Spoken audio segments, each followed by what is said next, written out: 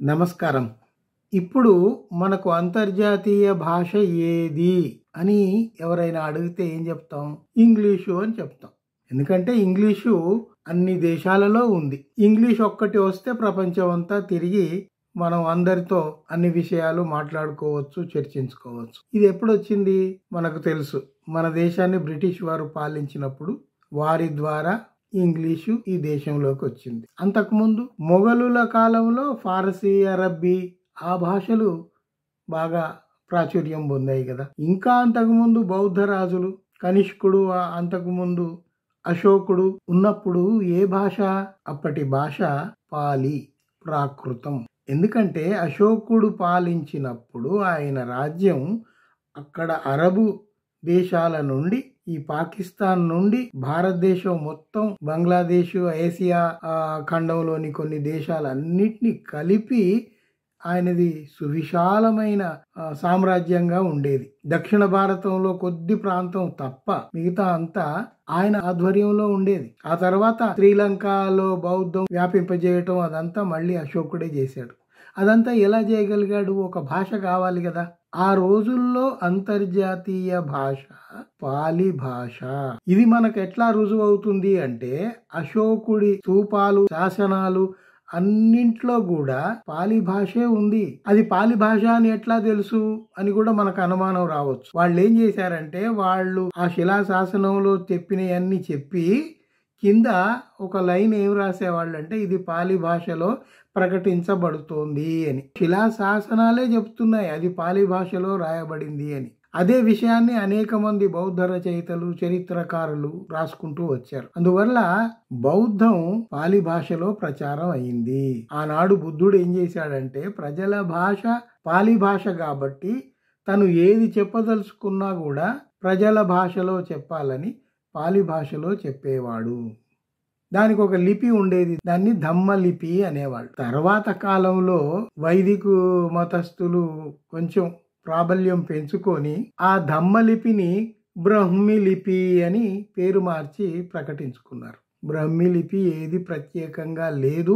వైదిక మతస్థులకు అసలు భాష లేదు. ఆ రోజుల్లో ఆర్యులు ఆ అరబ్, ఇరాన్, ఇరాక్ ప్రాంతంలో నుంచి వలస వచ్చినప్పుడు సంస్కృతం అనేది ఒక డైలెక్ట్, ఒక మాండలికం, అంటే మాట్లాడుకోవటానికి పనికొచ్చేదే తప్ప దానికి లిపి లేదు. ఆ లిపి మరి ఎట్లా సంపాదించారు అంటే ఇక్కడ భారతదేశానికి వచ్చేసరికి ఇక్కడ నాగలిపి అని ఒకటి ఉండింది. ఆ నాగలిపి వీళ్ళ భాషకు సరిపోయింది కాబట్టి వీళ్ళ భాషను నాగలిపిలో రాసుకోవటం ప్రారంభించారు. నాగలిపి ఏమిటి? నాగరి లిపి, దేవనాగరి లిపి కదా అని మీకు అనుమానం రావచ్చు. నాగలిపే నాగరి లిపి, దేవనాగరి లిపి అయ్యింది.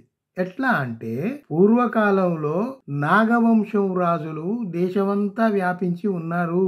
నాగవంశము రాజులు, వాళ్ళు సర్పాలు కాదు.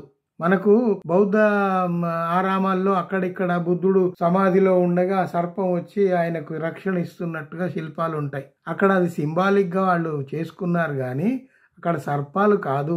నాగవంశస్థులంతా బౌద్ధులు, ఆయనకు రక్షణగా అనుచరులుగా ఉన్నారు. వాళ్ళ భాష నాగ భాష.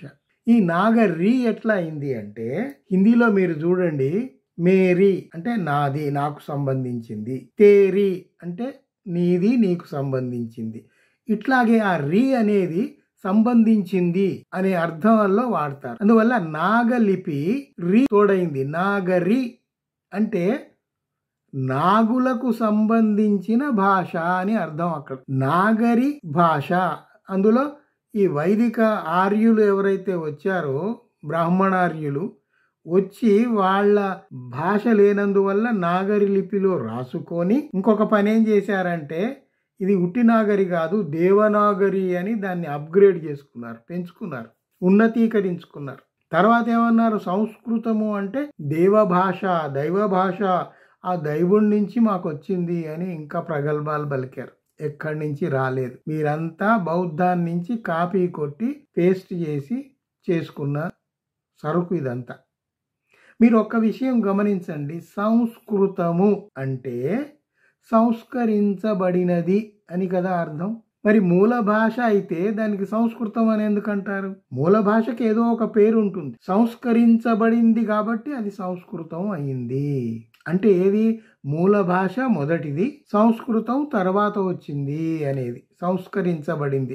ఈ సంస్కరించబడిన భాషను ఎవరు చేశారు? ఒక బౌద్ధ భిక్కువే అప్పుడు మాండలికంగా ఉన్న ఈ భాషను సంస్కరించి సంస్కృతంగా తయారు చేశాడు. అయినా కూడా ఈ సంస్కృతం కొంచెం అప్పటి జనంలో, పండితులలో తిరుగుతుంది కాబట్టి బుద్ధుడి బోధనలు సంస్కృతంలో తెస్తే ఎట్లా ఉంటుంది అని ఒకరిద్దరు శిష్యులు బుద్ధుడి దగ్గర పోయి విన్నవించుకుంటే ఆయన ఏమన్నాడు? లేదు, ప్రజల భాష ఏదైతే ఉందో అందులోనే ఉండనియండి నా బోధనలు. ఎందుకంటే మీరు సంస్కృతంలో చెప్తే వాళ్ళు వాటికి విపరీతార్థాలు తీసి నేను చెప్పింది ఒకటైతే వాళ్ళు అన్వయించుకొని చెప్పేది మరొకటిగా మారుతుంది అని ఆనాడే ఆయన వీళ్ళ విషయాలు పసిగట్టి వారించాడు.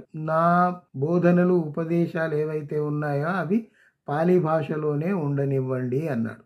ఈ విషయాలు మనకు తెలిసినప్పుడు మనకు ఇప్పుడు ఏమనిపిస్తుంది? పురాతనమైంది, సనాతనమైంది ఏది? వైదిక మతమా, బుద్ధిజమా?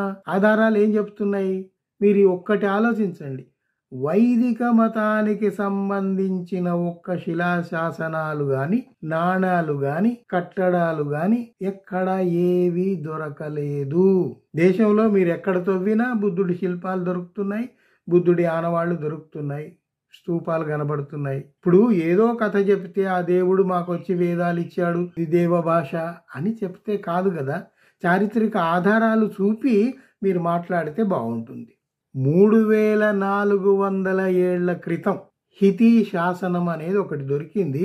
అది ప్రాకృత భాషలో ఉంది.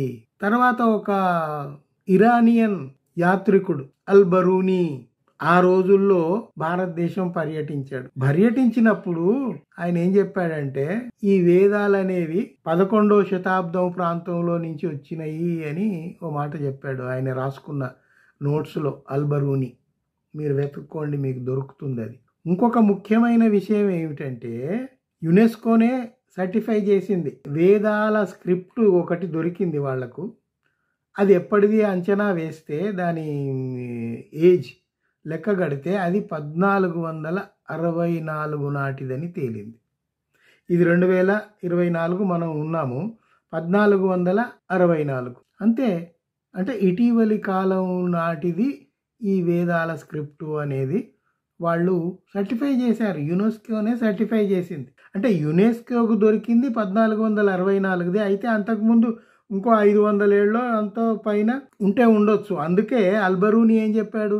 11వ శతాబ్దం నుంచే ఈ వేదాల సంగతి, దాని ఆధారాలు కనబడుతున్నాయని ఆ రోజుల్లో పర్యటించిన ఇరానియన్ యాత్రికుడే రాసిపోయాడు.